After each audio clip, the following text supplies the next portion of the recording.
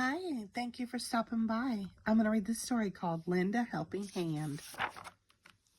Mama and Papa Bear were like most parents. They wanted the best for their cubs. Brother and sister were like most cubs. They wanted the best for themselves. And not only the best, but the biggest and the most as well. The best place in front of the TV. Move over. No, you move over. The biggest piece of cake. I'll take that one. Oh no, I'll take that one. And the most jelly beans. I've got the most. No, I've got the most. One night, when the squabbling cubs were sound asleep, Mama lay awake worrying. She sighed a big sigh. Was that a sigh? Asked Papa, turning over, or just the wind whistling through the leaves of our tree house? We've got to find a way of teaching brother and sister to mend their selfish ways, she said. Do you have any suggestions? But was Papa's only suggestion.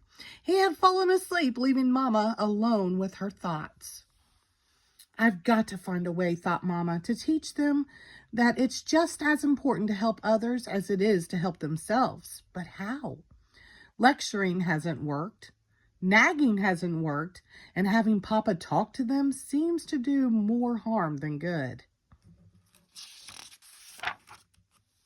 As Mama lay there, she thought about how cubs learn. Cubs learn by doing. They learn to walk by walking. They learn to run by running. They learn to climb by climbing. That's the answer, thought Mama. The cubs will learn to help others by helping others. But questions of who, when, and where went unanswered as she drifted off to sleep. As it happened, those questions would soon be answered. The who turned out to be Miss McGriz, the elderly widow who lived just down the road. The when turned out to be the very next day. And the where turned out to be at the checkout line at the supermarket. Hello, Miss McGriz, said Mama as she emptied her cart at the checkout counter.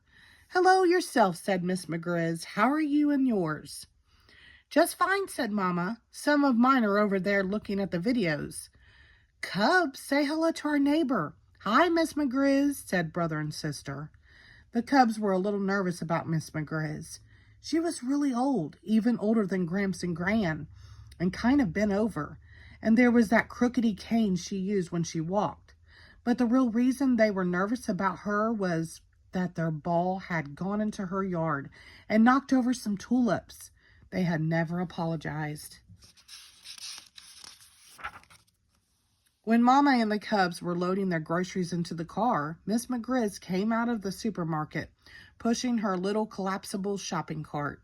Where are you going? Called Mama. To the bus stop, she said. The bus goes right by my house. So does our car, said Mama. Cubs, help Miss McGriz into the car and put her things in the trunk. That's very kind, said Miss McGriz, as sister helped her into the car. My goodness, she added, as brother put her things in the trunk. It must be wonderful to have such helpful cubs. Yes, it is, said Mama, as she started the car, most of the time. It certainly would be wonderful for me, said Miss McGriz. Oh, said Mama. When the cubs realized they were being talked about, they leaned forward to hear better. Yes, said Miss McGriz, I need a little help with something. By now, brother and sister were leaning so far forward that the seatbelts were pulling at them. Thought Mama. Maybe this is the chance I've been looking for. The chance for brother and sister to learn to help others. I wonder, said Miss McGriz, and this is just a thought, but I wonder if perhaps brother and sister could find the time to help me clean up my attic. It's an awful mess. I pay them, of course. Brother and sister looked at each other. They didn't say anything, but their expressions spoke volumes. Help Miss McGriz clean her attic? What about soccer? What about listening to music with Lizzie? What about playing video games with Cousin Fred? Well, I, for one thing, think that's a wonderful idea, said Mama. Cubs, how does next Saturday sound? She pulled the car in close to Miss McGriz's house. Next Saturday? Said the cubs. Then it's a deal, said Mama. Hop to it, cubs. Let's help Miss McGriz get her things into the house. As the cubs helped, they saw next Saturday slipping away in the dusty haze of a miserable, boring old attic. When they were about to head home, Mama turned to Miss McGriz. As for paying brother and sister, she said, they wouldn't think of accepting money for being nice to a neighbor. When the cubs complained to Papa about Miss McGriz's attic, it turned out that he was even more enthusiastic about the idea than Mama was. Cubs, I'm proud of you. I think it's grand of you to volunteer to help poor old Miss McGriz clean her attic. But Papa, we didn't exactly volunteer, said Brother in a small voice. Nevertheless, said Papa, it's a wonderful thing you're doing. I think you may find it interesting. You never know what you might find in an old lady's attic. Careful now, said Miss McGriz. These steps are rather rickety. It was Saturday morning, and the cubs were following her up to the attic. When they reached to the top of the steps, brother and sister just stared for a moment. Well, here we are, said Miss McGriz. They were indeed. A strange feeling came over the cubs as they looked at the piles of old things. It was as if they had walked into the middle of her whole life. There was a dressmaker's dummy with a half a dress pinned to it. There were old magazines. There was an amazing ship in a bottle. Wow, said Brother. It has all the rigging. That was my late husband's hobby, explained Miss McGriz.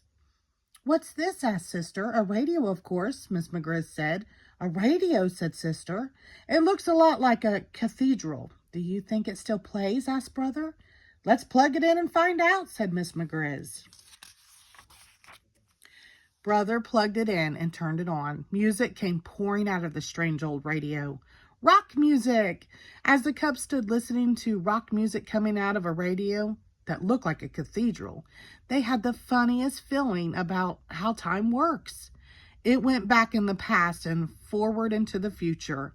But now it was to the present, and they had work to do. Papa was right. Miss McGriz's attic was kind of interesting. Miss McGriz organized 2 really big boxes. One was marked throwaways and one was marked keepers. You know, said Brother, we're going to have a system if we're going to get the job done. Miss McGriz agreed. Here's what they did. They sat Miss McGriz in a comfy old chair and brought things for her to decide about. Then she looked at each thing and said, keep it or chuck it. But as the morning went on, the cubs began to worry. It seemed to Brother and Sister that she was chucking some pretty interesting things. They were beginning to get an idea. It was just before lunch when the cubs found some really interesting things. What's this, Miss McGriz? Asked Sister. It looks like a really old Barbie doll. A really, really old Barbie doll. That's what it is, she said. It's the original Barbie I had when I was a cub. Then Brother found something in a box of old papers. It was a baseball card. I can hardly believe my eyes, he said. This looks like Babe Ruth rookie card. That's probably what it is, said Miss McGriz. My late husband was a big Babe Ruth fan. After lunch in the attic, the cubs told her their idea. There's a lot of great stuff in here, said Brother. You shouldn't throw it away. But what should I do with it? She asked. Have a garage sale, said Sister. Goodness, said old Miss McGriz. I don't know about that. I don't have a garage. You have a yard, don't you? Said Brother. You can have a yard sale. And that's what happened. Mama and Papa pitched in and helped. The very next Saturday, Miss McGriz had one of the most successful yard sales ever in the neighborhood. Miss McGriz appreciated the cubs' help very much and wanted to pay them something, but Mama still wouldn't hear of it. She did allow them to accept gifts, however. Miss McGriz gave Sister the original Barbie doll that she had when she was a cub, and she gave Brother the Babe Ruth rookie card. Wow, said Sister. Double wow, said Brother. The end. Thank you.